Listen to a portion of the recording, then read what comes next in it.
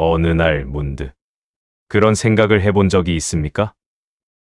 분명 같은 언어로 대화하는데 어째서 저 사람과는 마음의 길을 함께 걷지 못하는 걸까? 우리는 분명 같은 시간을 살고 있는데 왜 저 사람의 세상은 나의 진심을 이토록 밀어내는 걸까? 그럴 때마다 마음 한구석에 설명하기 어려운 응어리가 맺히곤 합니다. 그 응어리는 시간이 지날수록 묵직한 피로가 되어 우리의 일상을 짓누르기도 합니다. 하지만 실망할 필요는 없습니다. 당신의 소통 방식이 틀린 것도 당신의 진심이 부족한 것도 아닙니다. 그저 그 사람과 나 사이에 놓인 보이지 않는 벽을 아직 발견하지 못했을 뿐입니다. 그 벽의 정체를 알게 되는 순간 관계를 바라보는 당신의 시선은 완전히 달라집니다. 오늘은 정약용 선생의 통찰을 빌려 상대를 바꾸려 애쓰지 않고도 나를 지키는 아주 담담하고도 깊은 지혜를 이야기하려 합니다. 구독하시고 당신의 가치를 높이는 이야기를 계속 만나보세요. 우리는 매일 누군가를 만납니다. 때로는 즐겁고 때로는 기대 이상의 위로를 받기도 합니다. 하지만 유독 말이 통하지 않는 사람을 마주하는 날이면 하루의 끝이 왠지 모르게 허전하고 무겁습니다. 분명 나의 마음을 정성껏 전달했고 상대의 이야기도 차분히 들었습니다. 그런데 왜 우리의 대화는 늙어돌기만 할까요? 분명 같은 공간에서 같은 시간을 나누고 있는데 왜 우리의 대화는 닿지 않는 메아리처럼 허공으로 흩어지는 것일까요? 이런 순간이 반복되면 우리는 자신을 의심하게 됩니다. 내 표현이 부족했나? 내가 너무 예민한가? 상대에게 나의 진심이 전달되지 않는 근본적인 이유가 있는가? 하고 말입니다. 하지만 기억하십시오. 소통이 어긋나는 것은 당신의 잘못이 아닙니다. 서로가 가진 생각의 그릇이 다르고 각자가 걸어온 인생의 궤적이 다르기 때문에 일어나는 아주 자연스러운 일상의 틈일 뿐입니다. 중요한 것은 이 틈을 메우려 애쓰는 과정에서 당신의 소중한 에너지가 낭비되고 있다는 사실입니다. 상대의 마음을 돌려놓으려 혹은 내 말을 어떻게든 이해시키려 동분서주하는 동안 정작 돌봐야 할 당신의 마음은 뒷전이 되어버리곤 합니다. 정약용 선생은 일찍이 말했습니다. 스스로를 다스리지 못하는 상태에서 타인을 설득하려 하는 것은 불길을 끄겠다며 오히려 기름을 붓는 것과 같다고 말이죠. 우리는 지금껏 밖으로 향해 있던 그 간절한 시선을 잠시 나에게로 돌려보려 합니다. 소통의 부재가 가져오는 상실감, 그 고요한 균열을 먼저 인정하는 것. 그것이 바로 나를 지키기 위한 첫 번째 여정입니다. 당신의 일상에 생긴 그 틈새로 이제 정약용 선생이 남긴 지혜의 빛을 조금씩 채워 넣어 보겠습니다. 사실 우리 삶의 상당 부분은 타인과의 관계에서 오는 피로감으로 채워져 있습니다. 가족, 직장 동료, 오랜 친구 사이에서도 우리는 번번이 소통의 한계를 경험합니다. 내가 생각하는 상식과 그 사람이 생각하는 상식이 부딪힐 때 그 충돌의 파편은 고스란히 우리 마음을 향합니다. 누군가에게 내 마음을 이해받지 못한다는 사실은 생각보다 큰 허기를 남깁니다. 우리는 끊임없이 나라는 존재를 타인에게 확인받고 싶어 하고 그 확인의 과정이 매끄럽지 않을 때 깊은 고립감을 느끼게 됩니다. 정약용 선생은 유배지에서의 긴 시간을 통해 나를 지키는 것이 얼마나 위대한 공부인지 증명했습니다. 세상은 그를 외면했고 그의 말은 권력의 중심에 닿지 못했습니다. 그러나 그는 거기서 멈추지 않았습니다. 그는 타인을 향해 소리치는 대신 내면의 깊은 곳에 층층이 쌓인 자신의 지혜를 꺼내어 스스로를 위로하고 다듬었습니다. 타인의 벽에 내 진심을 부딪혀 깨뜨리는 대신 내 진심이 편히 쉴 곳을 스스로 마련한 것입니다. 우리 또한 그처럼 해야 합니다. 일상의 균열은 비단 슬픈 일만은 아닙니다. 그 균열은 오히려 당신에게 말해주고 있습니다. 이제 당신의 시선을 밖이 아닌 안으로 돌릴 때가 되었다고 말이죠. 외부의 인정이나 이해에 기대어 살던 삶에서 스스로 중심을 잡고 홀로 우뚝 서는 삶으로 나아가는 과정의 시작입니다.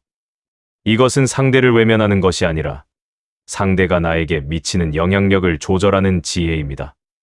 당신의 마음은 당신만이 온전히 돌볼 수 있는 가장 소중한 공간입니다. 그 공간에 타인의 소음이 함부로 침범하지 못하도록 이제는 단단한 울타리를 세워야 할 때입니다. 말이 통하지 않는 사람을 마주할 때 느끼는 그 답답함은 사실 당신이 그만큼 열린 마음으로 소통을 원했다는 증거이기도 합니다. 당신은 대화를 통해 관계를 맺고 그 관계 속에서 따뜻함을 나누고 싶어 하는 선한 의지를 가진 사람입니다. 다만 그 소통의 대상이 당신의 선한 의지를 받아들일 준비가 되지 않았을 뿐입니다.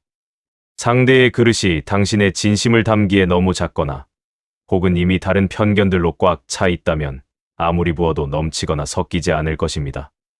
그럴 때는 억지로 붓는 것을 멈추고 당신의 소중한 진심을 다시 당신의 그릇으로 가져와야 합니다.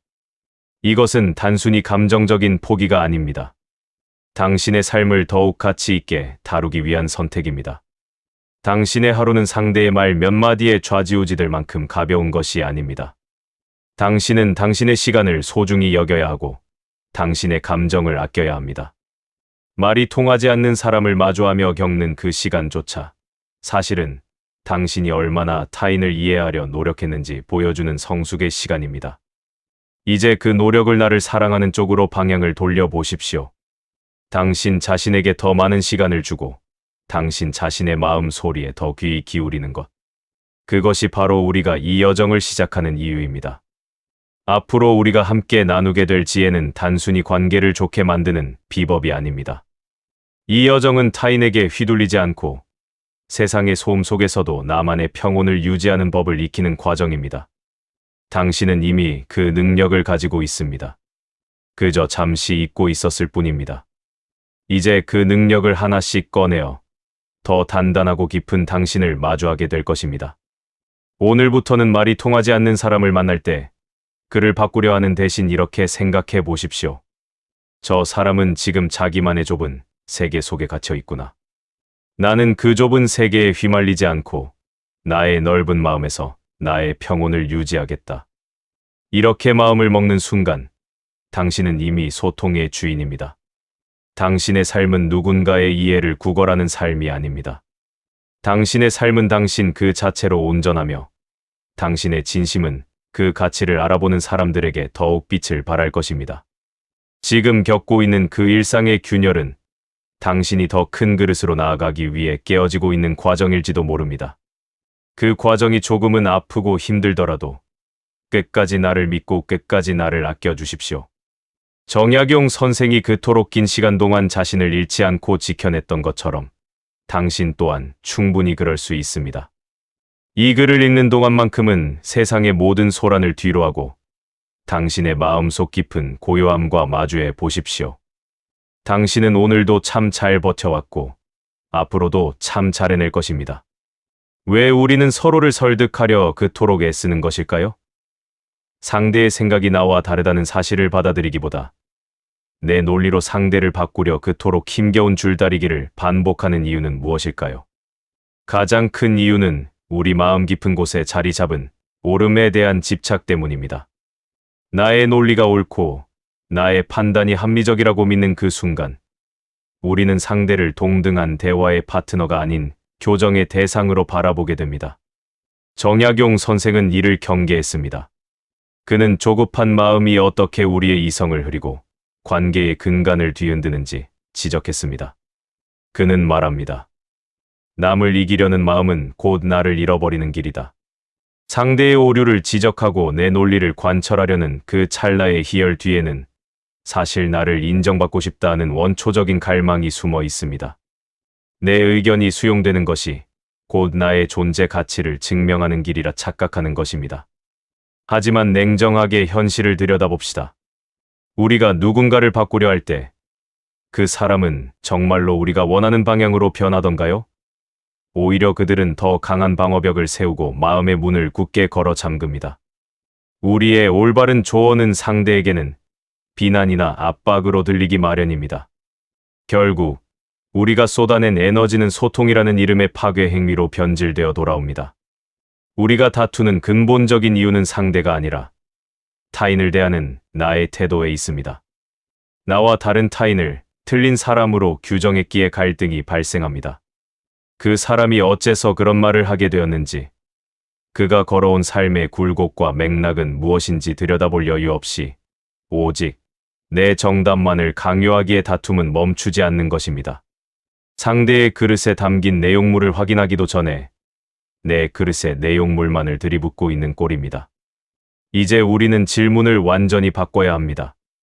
어떻게 하면 저 사람을 설득해서 나처럼 생각하게 할까? 가 아니라 왜 나는 저 사람의 다름을 이토록 견디지 못하고 흔들리는가? 라고 스스로에게 물어야 합니다. 이 질문을 던지는 순간 감정적인 다툼은 멈추고 객관적인 관찰이 시작됩니다. 상대를 타겟으로 삼았던 화살을 거두어 나의 내면을 향하게 하는 것. 이것이 소통의 패러다임을 바꾸는 첫걸음입니다. 내 논리를 관철하느라 허비했던 그 뜨거운 에너지를 이제는 나를 지키고 나를 돌보는 곳으로 가져와야 합니다. 상대를 바꾸는 것은 나의 영역이 아닙니다. 타인의 생각과 가치관은 그들의 몫이며 내가 간섭할 수 없는 타인의 세상입니다. 하지만 나를 지키고 나의 평온을 유지하는 것은 온전히 나의 권한이며 책임입니다. 정약용 선생은 나를 닦는 것을 먼저 강조했습니다. 나를 닦는 것이 먼저이고 남을 다스리는 것은 그 다음입니다. 내 마음이 다듬어지지 않은 채 타인과 부딪히는 것은 그저 소란스러운 충돌을 일으킬 뿐입니다. 이제 우리는 내 옳음이라는 좁은 틀에서 한 걸음 물러나 타인의 다름을 틀림이 아닌 다름 그 자체로 바라보는 연습을 합니다. 다툼은 상대와의 심리적 거리만 멀어지게 할 뿐입니다. 상대의 마음속에 있는 문을 여는 열쇠는 내가 옳다는 증명이 아니라 당신이 그렇게 생각할 수도 있겠다 하는 인정에서 시작됩니다. 이 사소한 인정의 힘이 당신의 에너지를 보존하고 당신의 일상을 더욱 단단하게 만들어줄 것입니다.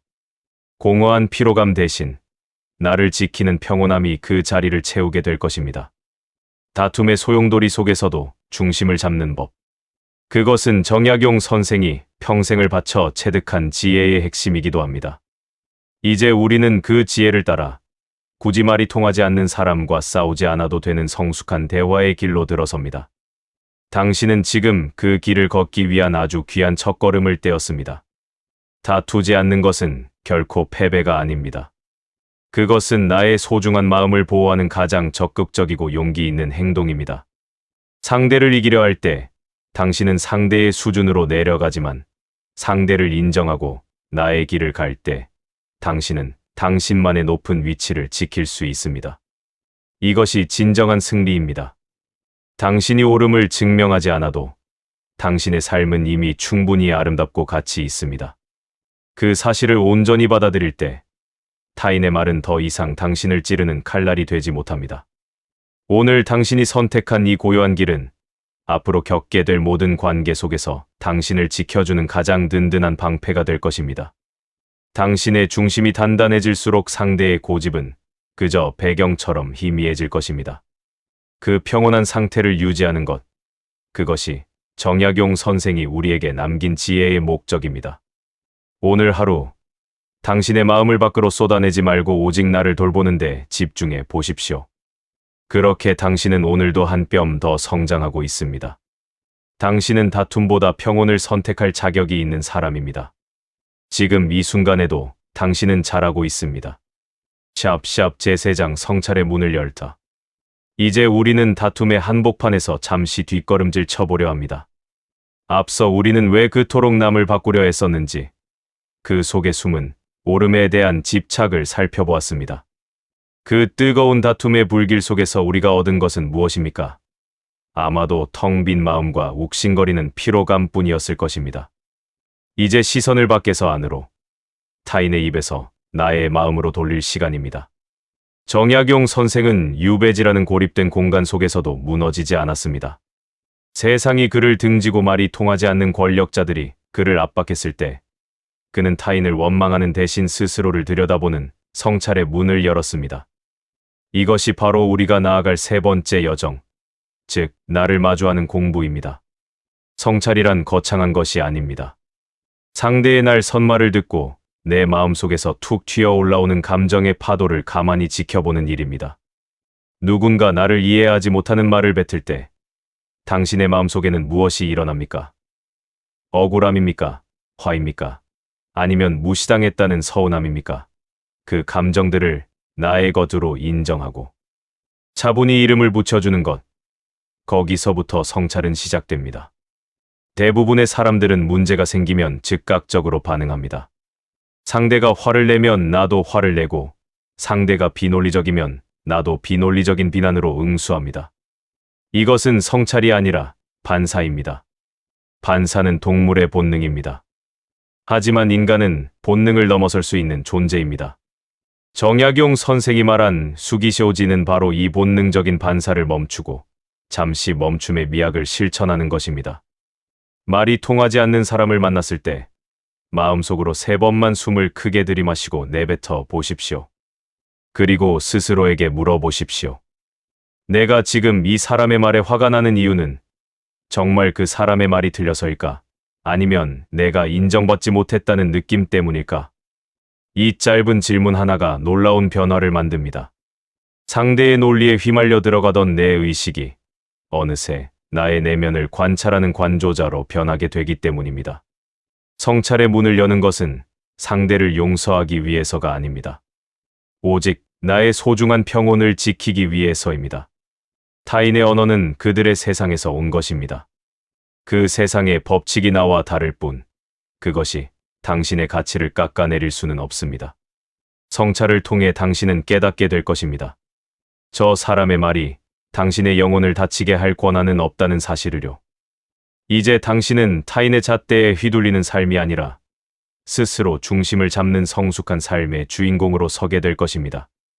우리는 지금 단단한 바위 같은 타인의 고집 앞에서도 흔들리지 않는 나만의 견고한 성을 쌓아 올리고 있습니다. 이 성의 기초는 바로 자기 성찰입니다. 밖을 향해 닫혀 있던 마음의 빗장을 풀고 나를 이해하고 보듬는 안쪽의 문을 여는 것. 그 과정이야말로 소통의 진정한 시작입니다. 오늘 하루 누군가와 대화하다가 마음이 일렁이는 순간을 포착해 보십시오. 그리고 그 일렁임 속에 숨은 당신의 진짜 마음을 가만히 읽어 보십시오.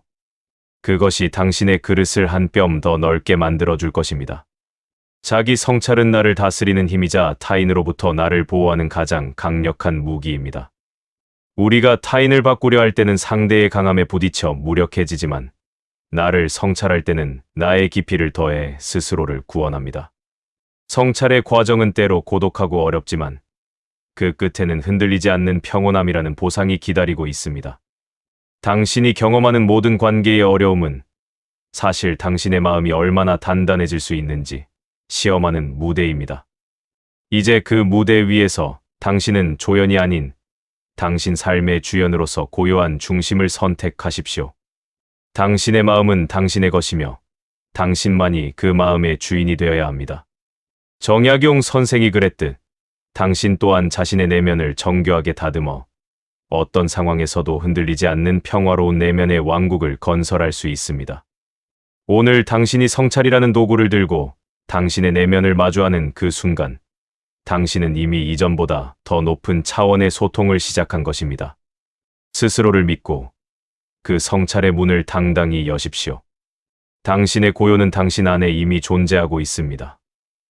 우리는 흔히 대화가 어긋나는 상대를 마주할 때 그를 나쁜 사람 혹은 도무지 말이 안 통하는 사람으로 생각하곤 합니다. 하지만 정약용 선생의 지혜를 빌려 그 사람의 속마음을 가만히 들여다보면 그 행동 뒤에는 우리가 미처 보지 못한 그 사람만의 불안이 숨어 있다는 사실을 알 수 있습니다. 말이 통하지 않는 사람들의 내면을 차분히 관찰해보면 그 바탕에는 대부분 겁이 깔려 있습니다. 자신의 생각이 틀렸다는 것을 인정하기 무서워하거나 누군가에게 지거나 무시당할까봐 아주 불안해하는 마음이 자리 잡고 있는 것입니다. 그래서 그들은 자기 자신을 보호하기 위해 더욱 고집을 부리고 상대방의 말을 제대로 듣지 못한 채 자신의 생각만 강하게 주장하곤 합니다. 논리적인 설득이 통하지 않는 이유는 그들의 언어가 사실은 이성적인 대화가 아니라 자신을 지키기 위한 방어막이기 때문입니다. 상대가 억지스러운 주장을 펼칠 때 그것은 당신을 공격하기 위함이라기보다 자신의 자존심을 지키기 위한 안쓰러운 몸짓임을 이해하십시오. 정약용 선생은 이를 억지로 깨뜨리려 하지 말고 그 사람이 왜 저렇게까지 행동하는지 가만히 가늠해보는 지혜를 가지라고 조언합니다. 상대의 한계를 파악하는 순간 우리는 그를 더 이상 나를 위협하는 적으로 보지 않고 자신의 좁은 세계에 갇힌 안타까운 관찰 대상으로 바라볼 수 있게 됩니다. 이 단계에서 우리가 실천해야 할 핵심은 한 걸음 물러나기입니다. 상대가 왜 저런 말을 하는지 그의 삶을 잠시 떠올려 보는 것입니다. 이때 중요한 점은 그를 불쌍히 여기라는 것이 아닙니다. 그저 그가 왜 그런 반응을 보일 수밖에 없는지 이유를 살피면서 그 사람 때문에 생기는 내 마음의 무게를 가볍게 덜어내라는 의미입니다. 상대의 마음을 꿰뚫어보는 힘이 생기면 더 이상 그의 독설이나 고집은 당신의 마음을 찌르지 못합니다. 그는 그저 자신의 좁은 생각 속에 갇혀 있을 뿐 당신의 평온한 일상까지 망가뜨릴 권한은 없기 때문입니다. 상대를 이해하려는 노력은 상대를 바꾸려는 목적이 결코 아닙니다. 그것은 오직 나를 지키기 위한 마음의 거리를 만드는 일입니다. 상대가 왜 그런지 이유를 명확히 알게 되면 우리는 그에게 더 이상 무리한 기대나 실망을 하지 않게 됩니다. 아, 저 사람은 저런 사고 체계를 가진 사람이구나 라고 선을 긋는 순간 그 사람과 나 사이에는 건강한 빈 공간이 만들어집니다. 이제 상대의 말은 당신에게 직접적인 상처를 입히는 날카로운 칼날이 아니라 그 사람의 뒤틀린 마음을 보여주는 작은 조각이 됩니다. 그 조각 너머로 상대의 불안과 약함을 보십시오.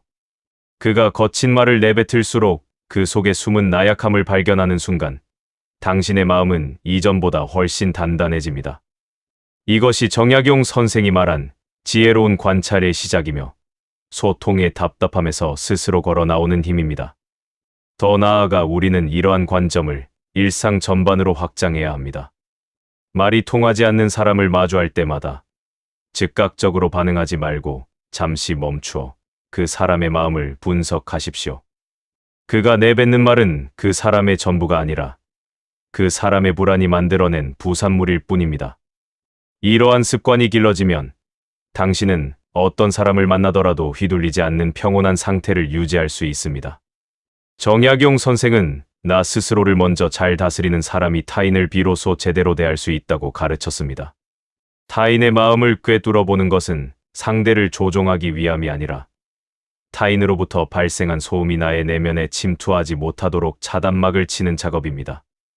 이 작업이 능숙해질수록 당신의 일상은 더욱 고요해지고 당신의 내면은 어떤 폭풍 속에서도 흔들리지 않는 중심을 갖게 될 것입니다. 이 여정 속에서 우리는 나를 지키는 법을 배우고 있습니다. 그 과정에서 가장 큰 장애물이었던 말이 통하지 않는 사람이라는 존재가 사실은 나의 내면을 단련해주는 가장 훌륭한 스승이었음을 깨닫게 됩니다. 그가 고집을 부릴수록, 그가 억지를 쓸수록 당신은 더 차분해지고 더 깊은 성찰의 단계로 나아가게 됩니다. 이것이 정약용 선생의 지혜가 가진 힘이며 당신이 앞으로 걸어가야 할 소통의 정석입니다. 이제 당신은 상대를 미워하지도 설득하려 애쓰지도 않으면서 오직 나만의 평온함을 유지하는 법을 익히고 있습니다. 오늘 이 장을 통해 상대의 뾰족한 가시를 보지 말고 그 아래 감춰진 웅크린 마음을 읽어내는 시야를 가지게 되기를 바랍니다. 이것이야말로 말이 통하지 않는 사람을 대하는 가장 품격 있고 강력한 처세술입니다. 당신의 내면은 이제 더 이상 외부의 소음에 쉽게 반응하지 않는 깊고 넓은 호수와 같습니다. 그 고요함 속에서 진정한 지혜가 싹트고 있음을 잊지 마십시오. 당신은 그 누구보다 현명하게 당신의 삶을 지켜내고 있습니다. 지금처럼만 차분하게 당신만의 속도로 나아가십시오. 당신의 고요함이 결국 모든 소란을 잠재울 것입니다. 우리는 이제 타인의 좁은 세계를 관찰하는 눈을 가졌습니다.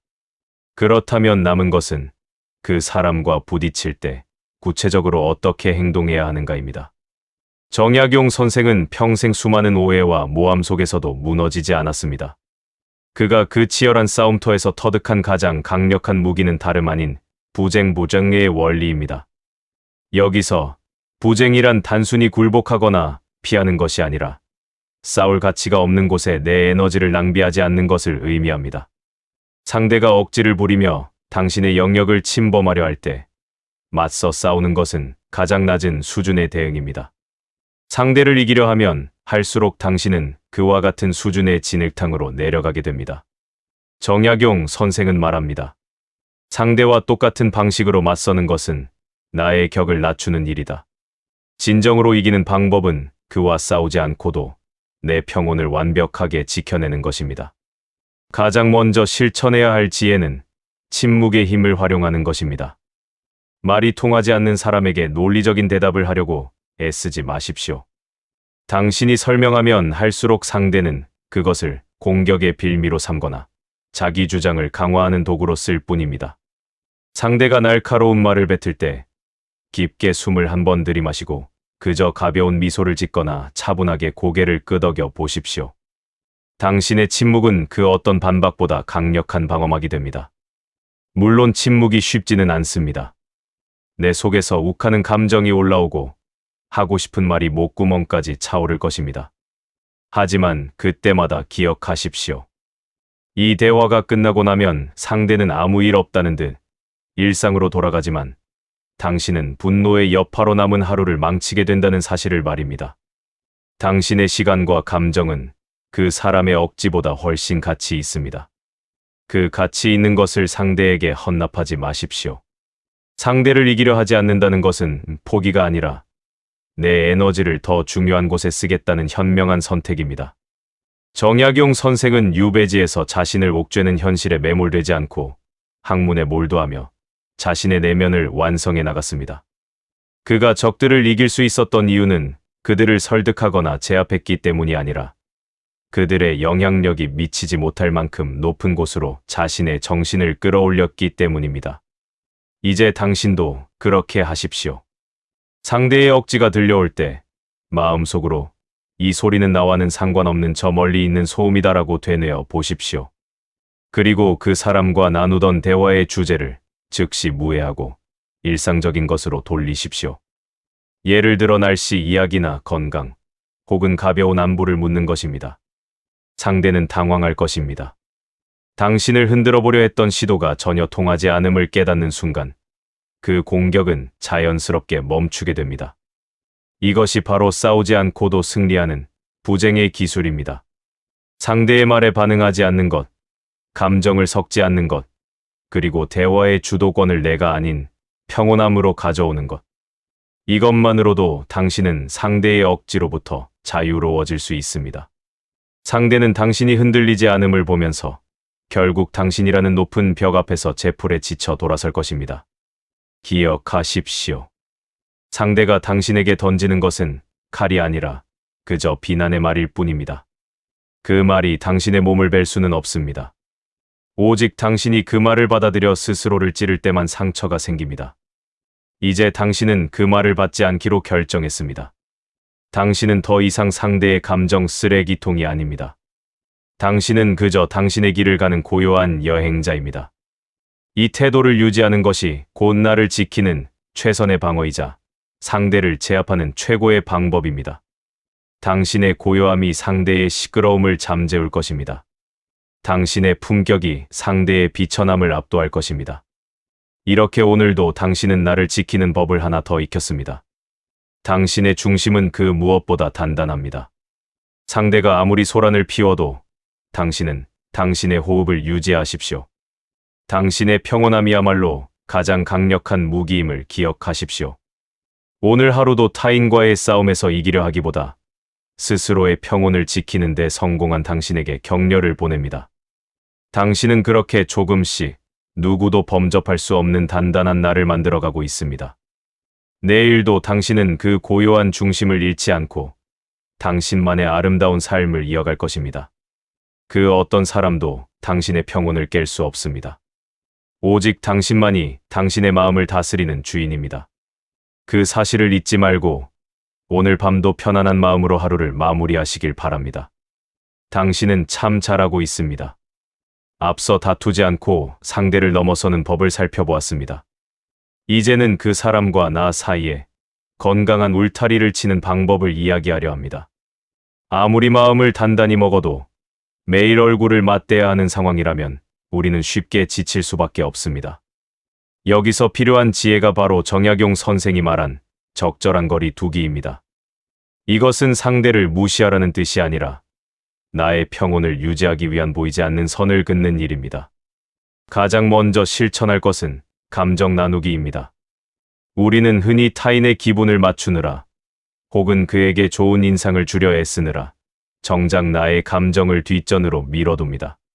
상대가 짜증을 내면 나도 덩달아 기분이 가라앉고 상대가 무례하게 대하면 하루 종일 그 생각에 사로잡히곤 합니다. 이것은 상대가 내 마음의 주인 노릇을 하도록 내버려 두는 것과 같습니다.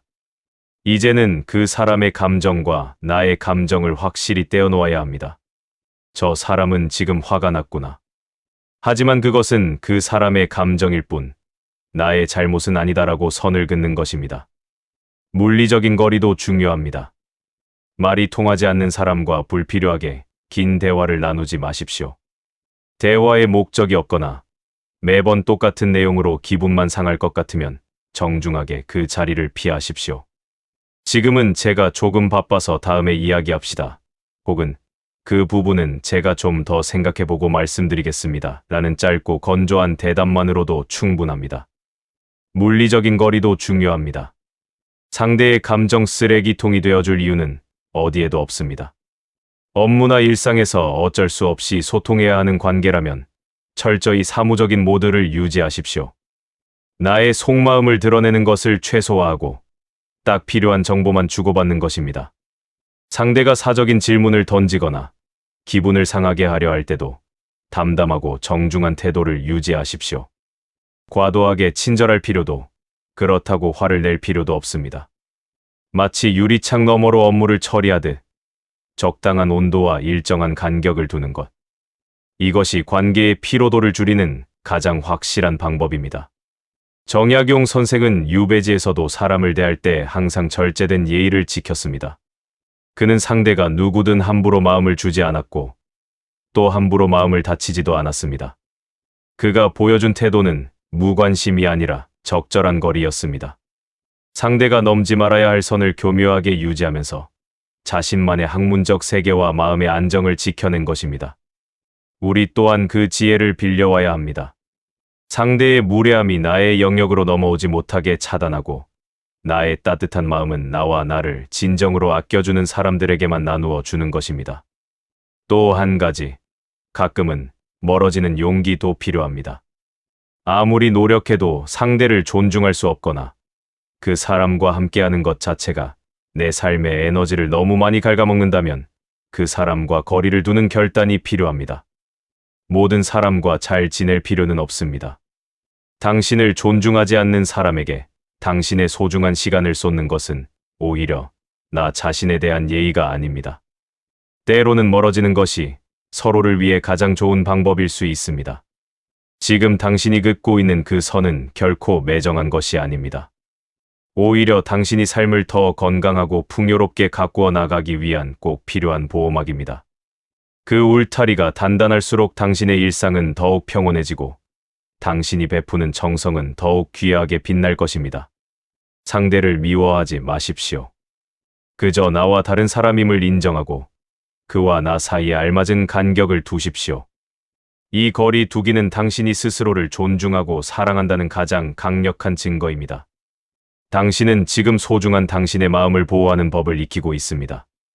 이 연습이 반복될수록 당신의 마음은 흔들리지 않고 어떤 관계 속에서도 스스로를 지키는 힘이 생길 것입니다. 오늘도 고요하게 그리고 단단하게 당신만의 삶을 그려나가십시오. 그 중심에는 항상 당신의 평온한 마음이 자리하고 있습니다. 우리는 앞서 상대를 대하는 법과 적절한 거리를 두는 법을 배웠습니다.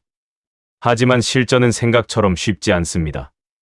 말이 통하지 않는 사람과 부딪히고 나면 마음은 여전히 소란스럽고 평온을 되찾기까지 시간이 걸리기 마련입니다. 이제는 외부의 소음에서 벗어나 흔들렸던 마음의 중심을 제자리로 돌려놓는 과정이 필요합니다. 이것이 바로 정약용 선생이 강조한 고요한 마음으로의 복귀입니다. 사람들은 대개 관계에서 상처를 입으면 그 문제를 머릿속으로 끊임없이 되새깁니다.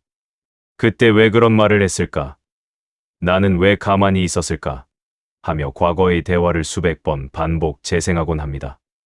하지만 이 과정은 고통을 재현하는 행위일 뿐 어떠한 해결책도 주지 않습니다. 정약용은 유배지라는 극한 상황 속에서도 절망에 함몰되지 않기 위해 매일 아침 자신을 다스리는 공부를 했습니다. 그에게 공부란 단순한 지식 습득이 아니라 자신의 마음을 흐트러짐 없는 고요한 상태로 유지하는 훈련이었습니다. 우리가 할 일도 이와 같습니다. 갈등이 지나간 자리에는 감정의 찌꺼기가 남습니다. 이것을 그냥 두면 마음속에 고여 썩은 물이 됩니다. 마음이 소란스러워질 때는 즉시 외부와의 연결을 끊고 나만의 안전한 공간으로 들어와야 합니다. 그것이 산책이든 따뜻한 차 한 잔이든 혹은 깊은 심호흡이든 상관없습니다. 중요한 것은 당신이 지금 여기에 나에게 온전히 집중하는 시간을 갖는 것입니다. 마음의 중심을 잡는 가장 좋은 방법은 감정을 관찰하는 것입니다. 화가 났다면 화가 난 내 마음을, 서운하다면 서운한 내 마음을 그저 가만히 바라보십시오. 아, 내가 지금 화가 났구나. 상대의 말에 내 마음이 무척 놀랐구나 라고 스스로에게 말해 주십시오. 감정을 억지로 누르려 하지 말고 그저 그 감정이 내 안을 잠시 머물다 흘러가도록 허락하는 것입니다. 감정은 파도와 같습니다. 잠시 거세게 몰아쳐도 결국 바다의 평온함으로 돌아오게 되어 있습니다. 중심을 회복할 때 주의할 점은 자기 비난을 멈추는 것입니다. 나는 왜 저 사람 하나 제대로 다루지 못할까? 라고 스스로를 탓하지 마십시오. 당신은 이미 충분히 노력했습니다. 말이 통하지 않는 상대를 마주하는 것은 누구에게나 힘든 일입니다. 자신의 마음을 다독이고 그저 오늘 하루도 무사히 버텨낸 나 자신을 안아주십시오. 나를 비난하는 순간 마음의 중심은 다시 무너지고 상대를 향한 분노만 더 커지게 됩니다. 고요함을 되찾으면 비로소 보이는 것들이 있습니다. 상대가 했던 말은 사실 아무것도 아니었다는 사실, 나의 평온함이 그 무엇보다 우선한다는 사실, 그리고 나는 어떤 상황에서도 나를 지킬 수 있다는 믿음입니다. 이 중심이 단단해지면 다음번에는 같은 상황이 닥쳐도 덜 흔들리게 됩니다. 마음의 회복 탄력성이 좋아지는 것입니다. 매일 저녁, 잠들기 전 5분만 시간을 내어 보십시오. 오늘 있었던 일을 생각하며 나를 힘들게 했던 사람과 그가 했던 말을 마음속에서 서서히 지워버리는 연습입니다. 그 대신 오늘 내가 보았던 하늘, 나를 미소 짓게 했던 작은 일들, 그리고 묵묵히 버텨낸 나의 용기에 집중하십시오. 외부의 소음을 차단하고 오직 나만의 고요한 중심으로 돌아오는 이 작은 습관이 당신의 삶을 근본적으로 바꾸어 놓을 것입니다. 당신은 이제 외부의 상황에 끌려다니는 사람이 아닙니다. 상황이 어떠하든 그 안에서 당신만의 고요를 선택할 수 있는 주체적인 사람입니다. 오늘 하루 여러 풍파 속에서도 자신의 중심을 잃지 않으려 애쓴 당신에게 깊은 경의를 표합니다. 당신의 마음은 생각보다 훨씬 깊고 넓습니다. 그 중심에 머무는 법을 익히는 것, 그것이 정약용이 우리에게 남긴 위대한 지혜입니다. 당신은 지금 아주 잘하고 있습니다. 우리는 이제 긴 여정의 끝에 다다랐습니다. 말이 통하지 않는 사람을 마주하며 겪었던 당혹감과 피로감은 이제 당신을 흔드는 위협이 아니라 당신이라는 사람의 그릇을 넓히는 자양분이 되었습니다. 정약용 선생은 유배라는 혹독한 시련을 통해 더 깊은 사유의 세계로 나아갔습니다. 그에게 시련은 삶을 멈추게 하는 벽이 아니라 스스로를 더욱 단단하게 빚어내는 용광로였습니다. 당신이 겪은 갈등 또한 마찬가지입니다. 우리는 이제 압니다. 타인과의 소통이 막힐 때 그 문제를 밖에서 찾지 않고 내 안의 중심을 먼저 다스리는 법을 말입니다. 누군가 무리한 요구를 하거나 억지를 부릴 때 맞서 싸우거나 감정적으로 소모하는 대신 한 걸음 물러나 그 사람의 나약함을 읽어내는 여유를 가졌습니다. 나를 보호하기 위해 건강한 선을 긋고 어떤 상황에서도 고요한 나만의 세계로 돌아오는 법을 익혔습니다. 이 모든 과정은 결국 당신이라는 사람을 이전보다 훨씬 더 깊고 넓게 만들어 주었습니다. 예전의 당신이라면 그 사람의 말 한마디에 하루가 무너졌을지도 모릅니다. 하지만 지금의 당신은 다릅니다. 상대의 날 선 비난 속에서도 나만의 평온함을 유지할 수 있고 말이 통하지 않는 사람의 좁은 세계를 보며 연민을 느낄 수 있는 성숙함이 생겼습니다. 이것은 결코 작은 변화가 아닙니다. 관계라는 거대한 바다 위에서 이제 당신은 어떤 파도에도 쉽게 전복되지 않는 단단한 배를 갖게 된 것입니다. 이제 타인은 더 이상 당신의 평온을 깨뜨리는 침입자가 아닙니다. 그들은 그저 당신이 가진 지혜와 포용력을 확인시켜주는 거울입니다. 그 거울을 통해 당신은 자신의 부족함을 깨닫고 동시에 자신의 강인함을 발견합니다. 갈등은 우리를 불편하게 만들지만 동시에 우리를 성장하게 합니다. 정약용이 남긴 지혜의 핵심은 결국 상대를 다스리는 것이 아니라 나를 완성하는 것에 있었습니다. 앞으로 살아가며 우리는 또 다른 말이 통하지 않는 사람을 만날 것입니다. 어쩌면 더 거친 파도를 만날지도 모릅니다. 하지만 이제 당신은 두렵지 않습니다. 당신 안에는 언제든 꺼내 쓸 수 있는 지혜의 보물지도가 있기 때문입니다. 소란스러운 세상 속에서도 당신은 스스로 고요해질 수 있는 방법을 알고 있습니다. 타인의 언어에 휘둘리지 않고 나만의 언어로 나만의 삶을 써내려갈 준비가 되었습니다. 오늘 이 마지막 장을 덮으며 당신 자신에게 고맙다는 말을 전하십시오. 수많은 관계의 틈바구니 속에서도 끝내 무너지지 않고 스스로를 다독이며 이만큼이나 성장해 온 당신이 정말 대견합니다. 당신의 삶은 그 누구의 평가도 아닌 오직 당신의 평온함으로 완성됩니다. 외부의 소음에 귀 기울이지 마십시오.